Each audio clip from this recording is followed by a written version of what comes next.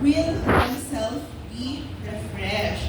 Pag ni-refresh po natin ang ibang tao, maybe in giving or supporting them or encouraging them, ganun din po ang ibibigay or ipapakita sa atin ng Panginoon. Kasi when we give, hindi po tayo nawawalan. Instead, bumabalik po siya at nag-overflow po yun sa atin. Amen po?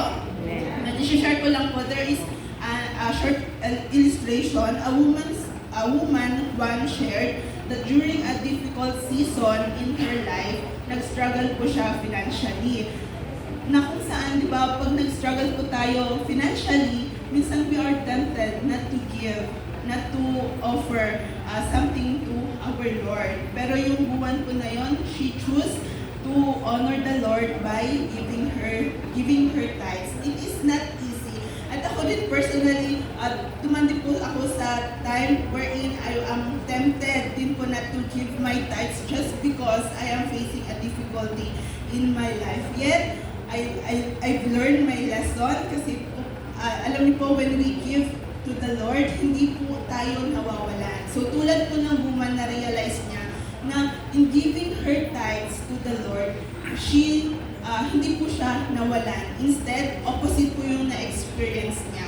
Hindi po siya nag-lack, bagkus na-bless po siya, unexpected kindness to other people. Nagkaroon po ng open doors, nagkaroon po ng mga new opportunities, nagkaroon po, the very important is the peace in her life and in her heart. So, ganun din po yung gusto ko pong, as I encourage everyone na when we are giving to our Lord, hindi po tayo nawawalan. Instead, nag-overflow, bumabalik po yun sa atin at nag-overflow pa. Amen? Amen. Amen. So, yung woman po, yung act of kindness niya through tithes and offering is doorway for breakthroughs or for favors na na-experience po niya. Kaya ngayon po, no, as we give our tithes and offering, tulad po ng naturo kanina na tackle, we will give with a cheerful heart. Kasi ang pangit naman po na magbibigay po tayo ng ating mga tithes and offering na nakasimangot po tayo.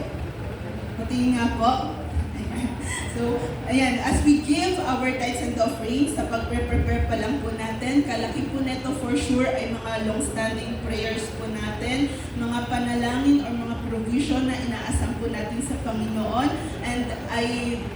At wag po natin hayaan na mapaliwala, kumbaga, instead mas magtiwala po tayo sa ating Panginoon. Kasi it is the Lord Himself who provides, it is the Lord who gives, it is the Lord who bring